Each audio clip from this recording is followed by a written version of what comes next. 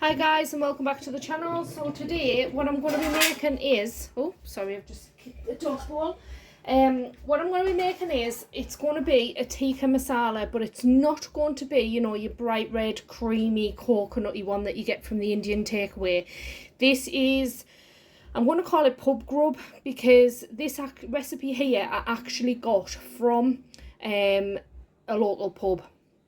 And he just gave us a copy of, where he sent us a picture of the thing. So it's like a chicken tikka masala, but what you get in a pub, like pub grub kind of stuff. So what you need is a large onion. These are just what I've grown and what I picked first. So I think that'll roughly equate to like an onion.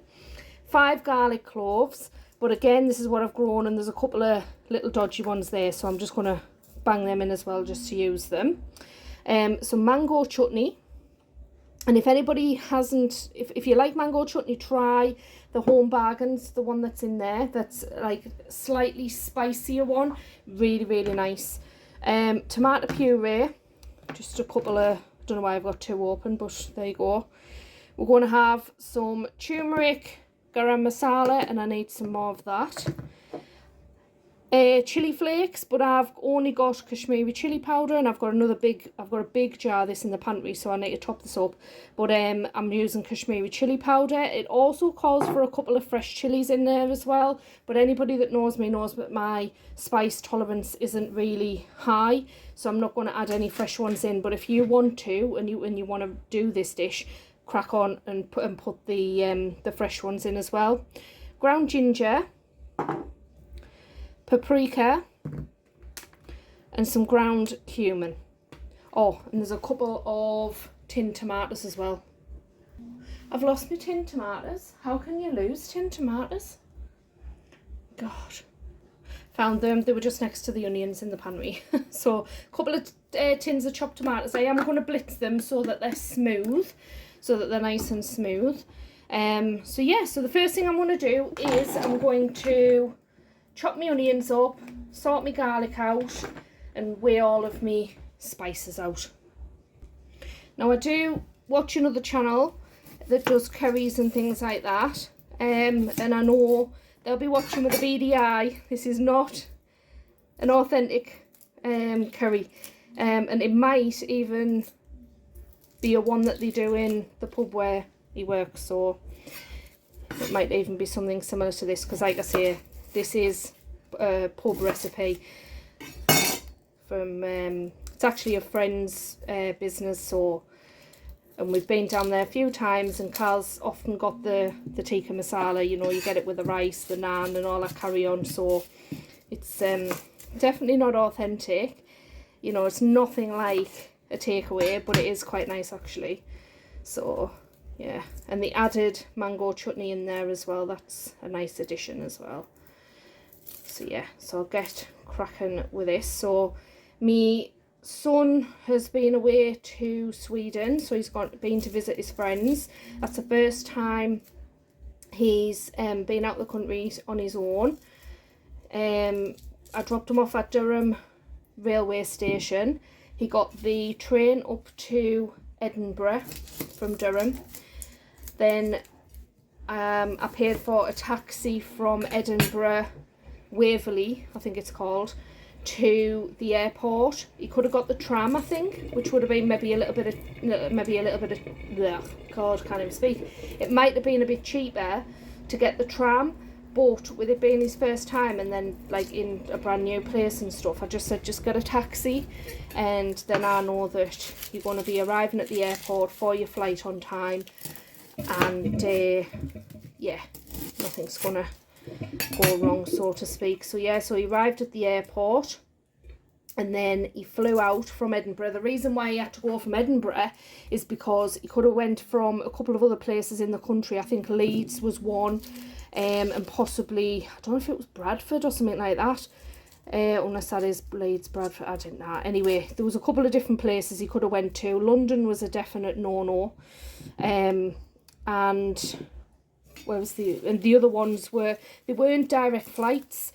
They were you had to go to Amsterdam or Munich or something like that. and then go from there to Sweden, which I wasn't keen on because of the whole connecting flights and what if one's delayed and, you know, all that carry on. So we just paid the extra and sent him from Edinburgh, and then his friends picked him up and he stayed with his friends' family and stuff. And the hospitality of them honestly was absolutely fantastic. I could not have asked for anything more. He was well looked after. Yeah, so, and he thoroughly enjoyed it. I haven't seen all the photographs and stuff yet, but his friend's got a fishing boat, like a little fishing boat thing, so he went out fishing. They didn't catch out. What else? Yeah, and he just did like loads of other stuff and just had a really good time. So he's off work today, which is Wednesday, and he's back into work. He come back yesterday, come back Tuesday. So he was just there for like 5 days, but he thoroughly enjoyed it. Absolutely enjoyed it. And I never slept because I was just worrying all the time, because that's that's the type of person I am. Even though he was perfectly fine, but I think it was just because he was just in a different country. And his friend obviously is Swedish, who he's got to see. We've known them for about 10 years or so now. My eyes are streaming, honestly. Yeah, so we've known them for about 10 years now, and there was also somebody who he's pally with for maybe about 7 years, and then they're Syrian, from Syria, and they are living in Sweden at the moment. And he went and met their family and stuff, and oh, honestly, just everybody was just really nice to him and really welcoming, which was lovely. He said the roads is loads better over there compared to England, like. He said there's no potholes, so that's got to be a bonus, hasn't it? And what else has been happening? Carl's out late tonight, he's working. He's just working funny hours at the moment, and yeah, I'm doing this curry. I don't even know if he'll have any when he gets in, but if not, it'll do for tomorrow. But I just thought I'd do a video because I haven't uploaded anything since the plum brandy. Right, get this tidied up. So in there, I've put a teaspoon of the ground ginger, and then I've put 5 tablespoons of ground cumin, and then in next goes 4 tablespoons of paprika. I don't know how much it's going to make mine to have a serving a pub load. Anyway, we'll follow the recipe. In next, I'm going to put 1.5 tablespoons of garam masala in. I've put a tablespoon of turmeric in. And it does say, I'm going to put the recipe, what he's gave us, it's a proper printout. Well, I've got a picture of it, of the chilies, but I'm not going to use fresh chilies. I'm just going to put some Kashmiri chili powder in. Now, for the moment, I'm going to put a teaspoon in, purely because of my spice tolerance. So, I'll taste it at the end. If I need a bit more of a kick, I'll add more in. But for now, it's getting a teaspoon. So that's the spice bowl sorted. So I'm just going to dice my onions up. I'm not going to show you how I'm dicing them up, and then I've peeled them anyway, so I'm going to get them ready to go into the crusher. But there's a hell of a lot of spice in there, isn't there? We also need 1/4 pint of oil, so we're going to put the oil in to heat up, and then we're going to add the onion and the garlic, then we're going to add the spice mix, let that cook off for a bit, then add the chopped tomatoes, puree, etc. But I'll take you all through it. I've got it all written down, so yeah, let's get cracking. So what I'm going to do is put the hob on, and I'm going to put my oil in first. That's 1/4 pint. That's a bit more than I would use normally, but just see how it goes. I'm going to heat that through a little bit first, so that when my onions go in, they have a slight sizzle. I don't want to burn them because it says sweat them out on the recipe. But if I put the onions in while it's too cold, they'll just absorb all of the oil. And I don't want that either. So just let that heat through a little bit. Yeah, so it's not hot enough. Right, so I think that should be okay now. Woo! Bloody hell. Yeah. That's alright. That'll do.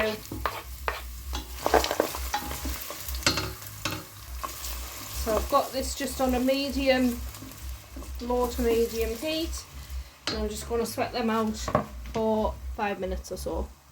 It's cooking away nicely there. I'm just going to put in some garlic as well. I'm strong enough to crush it. So I'm putting in, I think the recipe says 5, but I'm putting in just a couple of just stragglers in there as well, which will be fine. Just gets it used up. And just not left laid around in the fridge. And plus I like garlic, so don't mind that extra little bit in. So yeah, I don't think I've done a one like this before, especially not like the upcoming bits. So, but it always tastes nice in the pub. I'll give them that. So we'll mix that garlic in. Let that cook out a bit more. Now this next bit, it says we're going to add our spices, which is what we prepped earlier on, and we're going to mix this well into like a paste. Now this next bit, what it says is make it into a paste and then just keep stirring it and cook it out for about 30 minutes. I don't normally do that, I don't think, because yeah, I just don't. So I'm going to turn this down on a really low heat because I don't want anything burning. What's next? So we're going to add our tomato,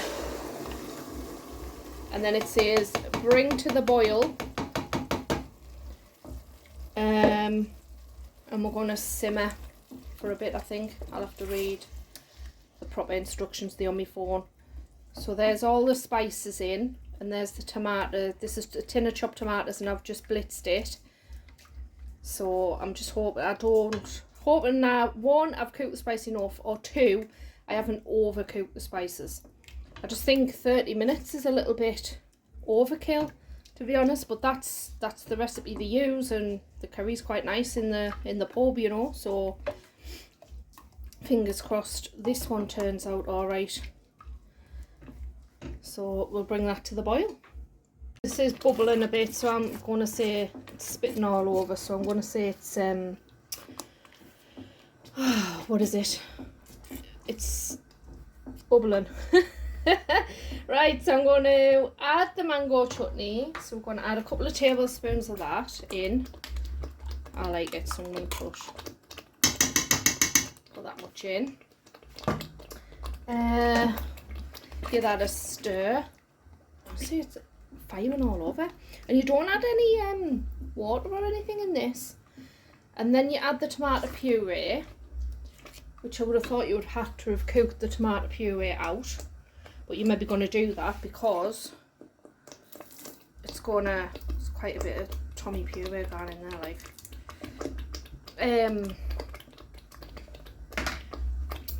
Oh, it's firing all over.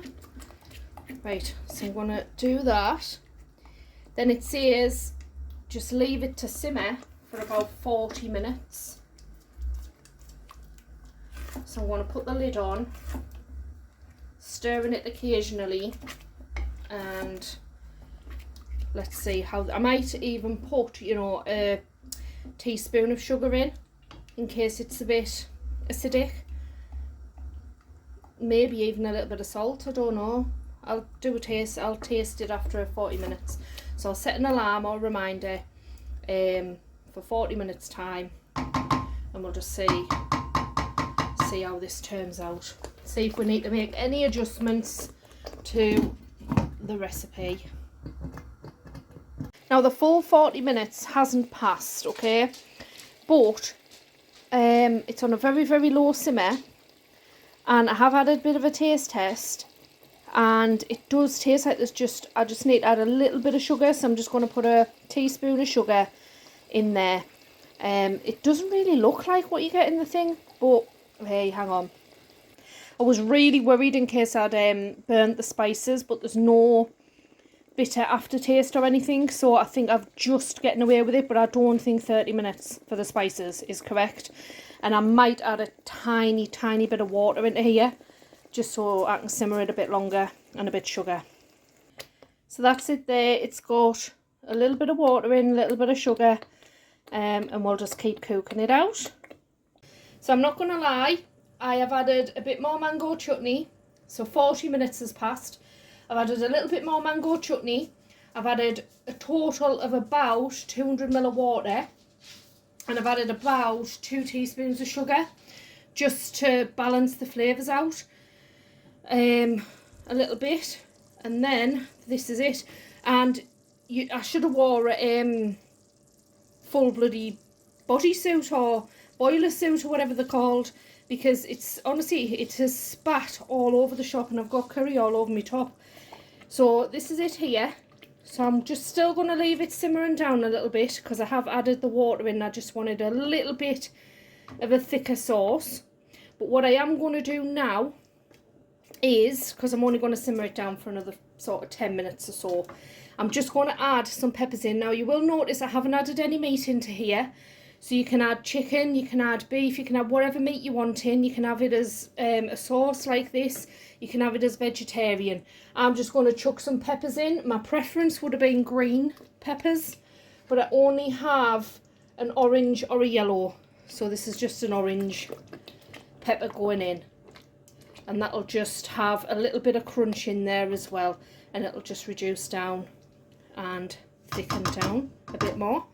But yeah, I have been tasting it throughout, and they're the only adjustments. So to the recipe, I phoned Carl when he was at work, and I'm like, this here says 30 minutes, and I was like, he said, do you not think it says 30 seconds? I said, definitely doesn't, it says 30 minutes, and I'll prove it on the photograph.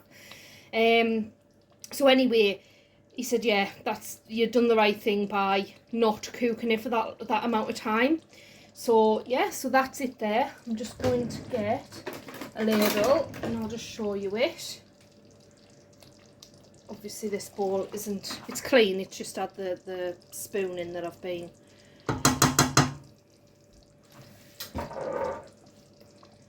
So there you go. And it tastes really nice with those few adjustments. I added more mango chutney in for my liking, and I've also added in a few peppers at the end. Like I say, I might add some chicken in or whatever later on, or just have this as a sauce. And I also added in a little bit of sugar towards, like, different to the thing. So I'm going to have a taste. Yeah, that tastes exactly like it does, like pub grub. So there you go.